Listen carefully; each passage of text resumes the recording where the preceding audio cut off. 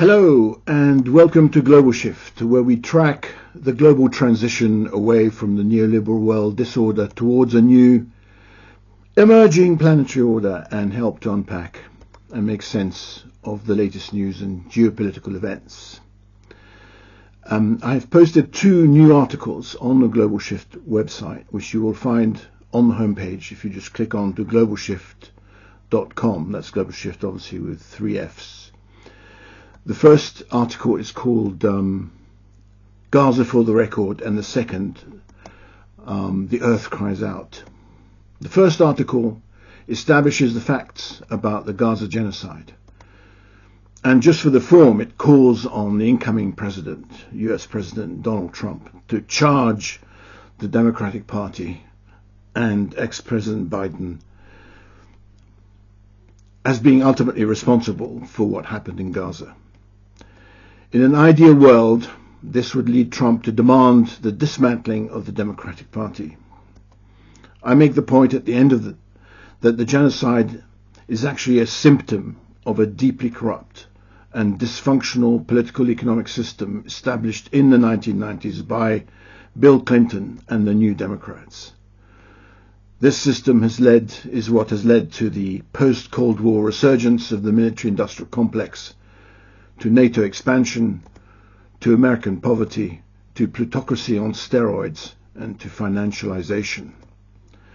Rather than developing as an opposition party or as a reaction against these developments, the Republican Party from Bush Jr. onwards has just been swept up by all the very same things. Also, while it looks like Trump may start reversing course and pushing back on something like the military and the NATO side of things, even in the Middle East, unfortunately, it looks like being a president in a hurry without the potential of a second term, and in fact, even looking at upcoming midterms in 2 years, it looks like Trump will extend America's financialization to try to achieve his goals in quick succession. I'll come back to this at the end of the video. The second article seeks to explain what happened in Syria. I had paused commentary on the website when the Syria events suddenly blew up and the fall of the Assad dynasty suddenly occurred. I used the metaphor of the Joker to express that this was a completely left field kind of event. So I explain in this new article the changes that took place in the Middle East and with Russia that created the conditions that allowed Turkey to drive these events for internal reasons to itself that had to do mostly with President Erdogan and the National Party leader Devlet Bahçeli, who are angling to hold on to power beyond the end of their current terms.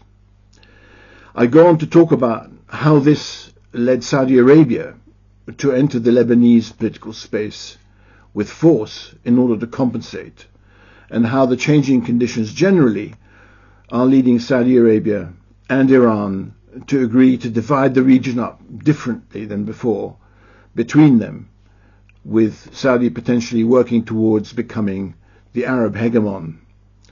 I also talk about how the California wildfires, as a new surprise element, are putting pressure on Trump to double down on his domestic focus, and how his need for serious money in that regard will make him more attentive to Saudi Arabia's than to Israel's needs. We already see this in the way he dealt with the situation in Gaza. The final bit of the article mentions how Israel exploded like a supernova after the 7th of October 2023 Hamas attack, and how the wars are ending, and now that the wars are ending, and that Israel is overextended in Syria, how we will enter a phase that I call the backdraft. A backdraft is what happens after a major explosion when low air pressure at the center of the original explosion causes a reversal of force and a collapse inwards. Netanyahu is seriously ill. The Israeli economy is in chaos. The Israeli armed forces are decimated. Destruction is everywhere. And Israel now enters a phase of having to look in the mirror. Trump, meanwhile, doesn't have time for Israel's problems. He is a president in a hurry. But that is exactly the problem. Coming back to what Trump is doing in the finance sector, there are really worrying trends there. He has surrounded himself with lightweights and with cryptocurrency speculators that will be able to generate massive amounts of money for him in the short term, but at a catastrophic long-term cost. I have to remind everybody what cryptocurrency and Bitcoin really are, which Trump is promoting. Bitcoin is not a replacement for the US dollar, as everybody seems to think. The dollar is a system of measurement, like the pound weight, like the meter length, like the yard, the mile, or the kilometer. Use any example you wish. Bitcoin value is measured in dollars, $100,000, maybe soon $1 million, who knows. It is, however, not a replacement for the dollar because it is an asset, one of many in the financial system. The financial system in a capitalist economy is a hierarchical structure that rises up from a base of government debt, which is the monetary base of the whole system, and it rises up in sequential layers of debt, then asset, then debt, then asset, and so on in ever riskier forms. Bitcoin lies at the very top of the most monstrous, layered sandwich of debts and assets ever created in history. It isn't at the base of the system, so it's not money. It is at the very top. It also represents nothing.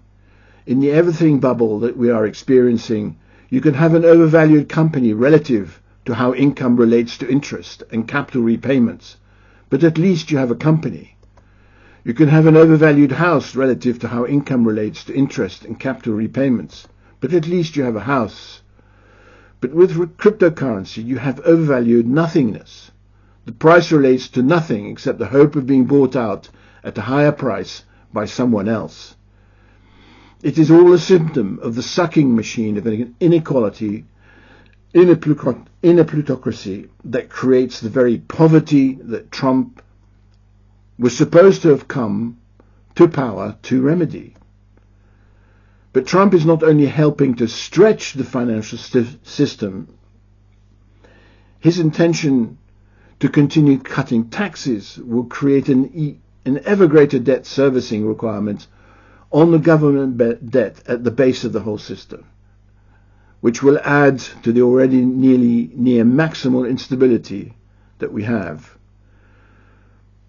So I leave you with that thought and refer you back actually not just to my recent 2 articles, but to an article 4 articles ago where I talked briefly about how China, in complete contrast to the United States, is deleveraging and definancializing. So sometime in the future, after yet more pumping and dumping cycles in the markets, we may well see that China surpasses the United States, not because it will be riding the up elevator, but because America will be on the down elevator. I will likely be writing more of this in the future. Please go to globalshift.com. Thank you for listening.